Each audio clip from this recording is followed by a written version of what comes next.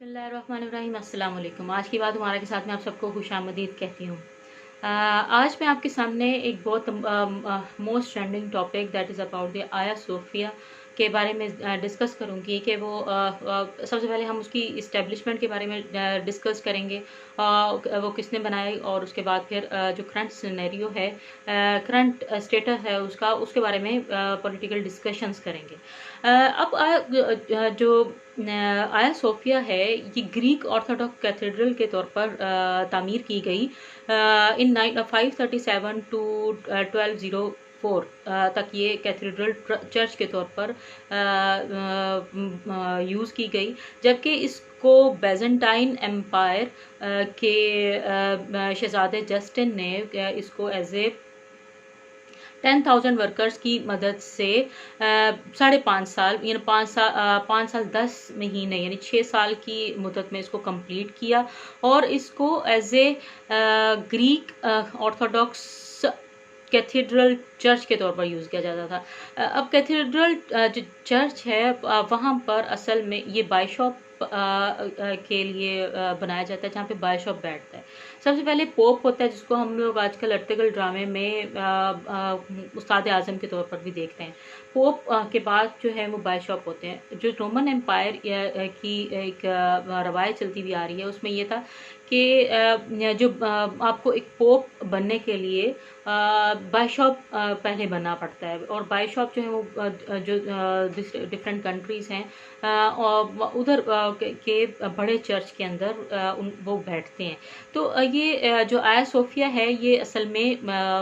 Cathedral church था और जहाँ पे बाइशॉप बैठा करते थे। इसके बाद फिर रोमन कैथोलिक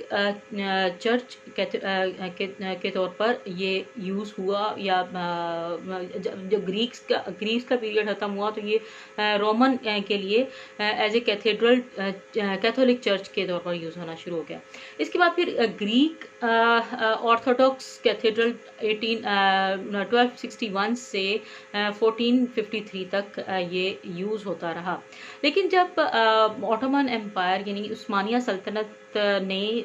टर्की को फतह किया तो यह इसको एक मॉस्क के तौर पर डिक्लेयर किया और अपना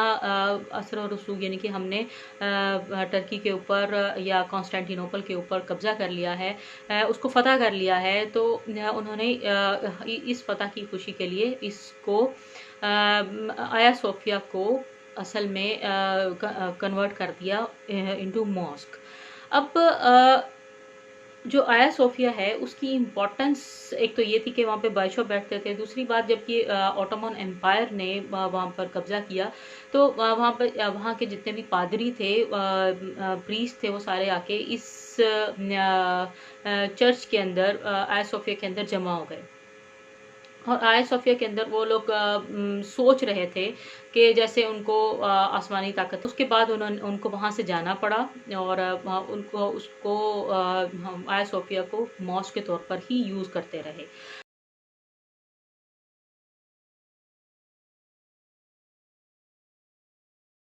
आया सोफिया 1453 से 1935 तक एज ए मॉस्क ही रही, यानी कि 600 साल तक ये एज ए मॉस्क ही रही। लेकिन उसके बाद फिर एक ऑटोमन एम्पायर के ऊपर उसका ज़वाल हुआ और उस ज़वाल के बाद इसको एज ए म्यूज़ियम यूज़ होना शुरू हो गई 1935 और 2020 में, जिसमें मुस्तफ़ा कमाल अतातुर्क ने इसको कन्वर्ट कर दिया इनटू म्यूज़ियम अंडर दी। ज़ाहिर है कि जब कोई और सल्तनत आ जाए तो आपको जो प्रेजेंट सल्तनत होती है उसको उसकी पैरवी करनी पड़ती है। तो उस वक़्त मुस्तफ़ा कमाल ने टर्की को आज़ाद यानी कि बचाने के लिए इसको एज ए म्यूज़ियम डिक्लेयर कर दिया। इसके म्यूज़ियम बनने के बाद पूरी टर्की के अंदर एक ये भी जाना शुरू हो गया कि Turkey is no more a religious country और सेकुलर कंट्री के तौर पर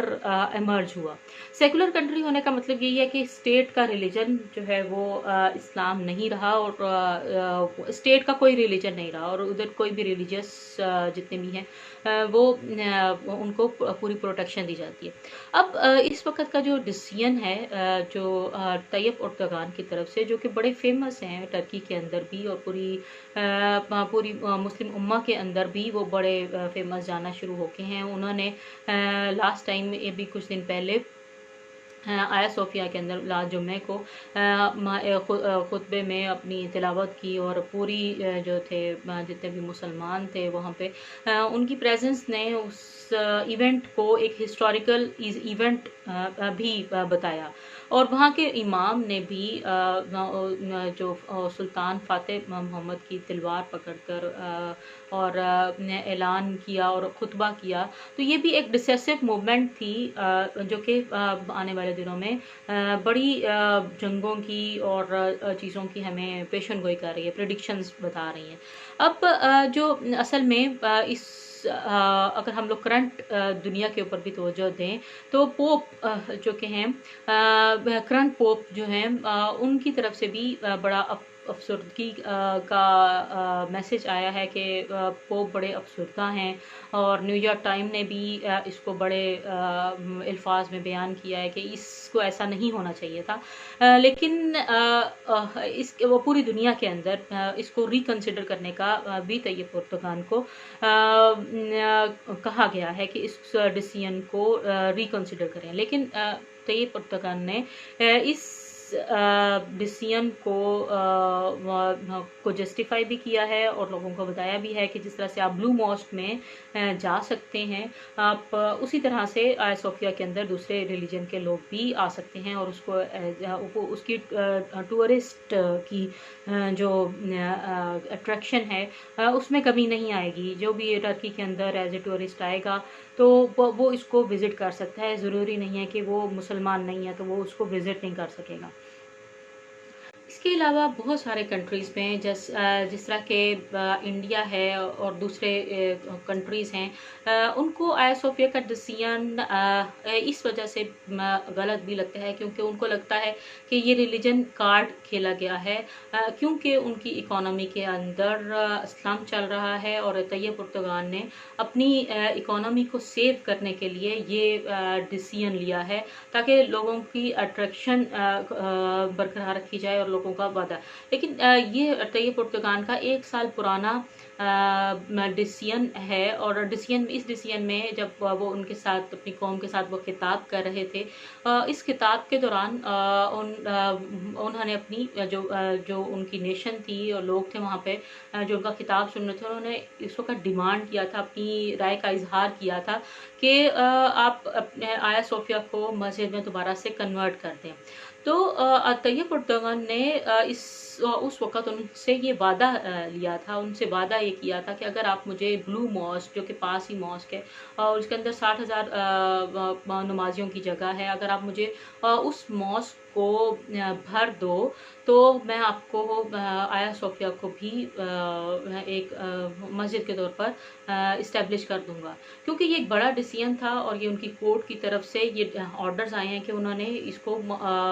अपने सॉवरन राइट्स को यूज़ करते हुए टर्की ने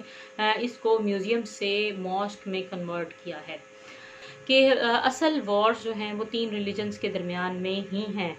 जबकि क्रिश्चियनिटी और ज्यूज़ वो आपस में इकट्ठे हो चुके हुए हैं बहुत अरसे से, और उनको एक ही कंसिडर किया जाता है, और जबकि मुसलमानों को एक अलहदा से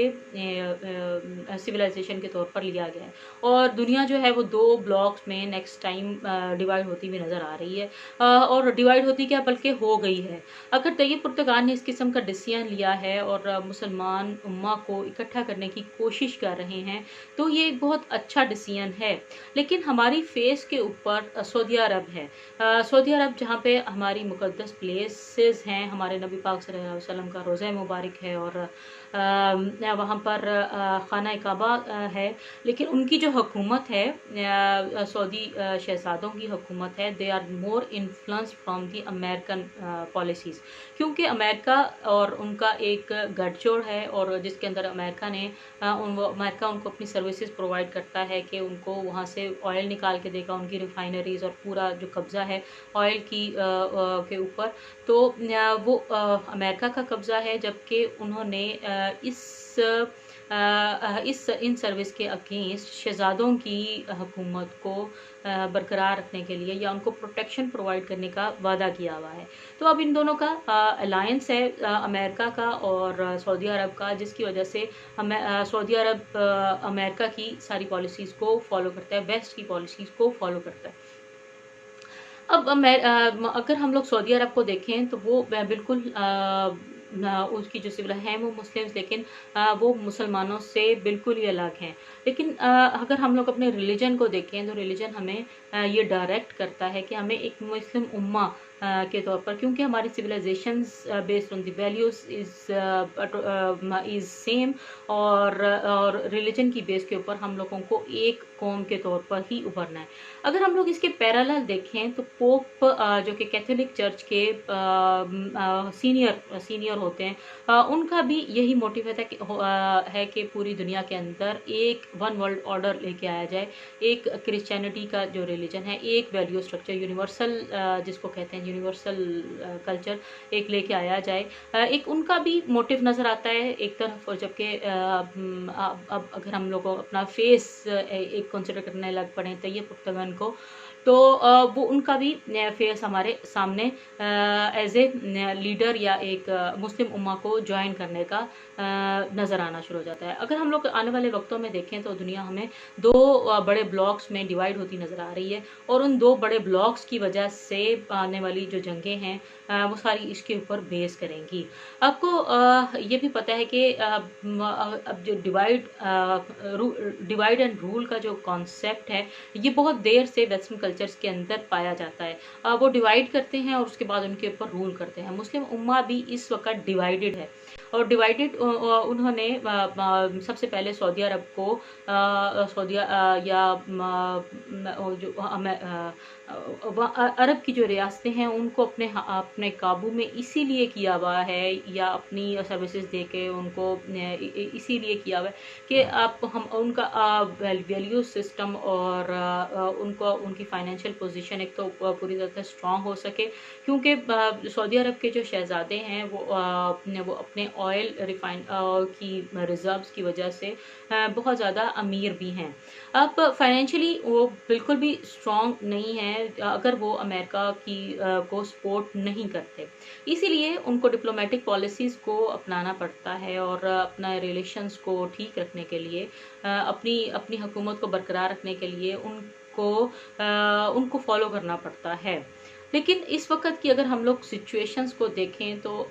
जो अगली वॉर्स हैं जो कि हम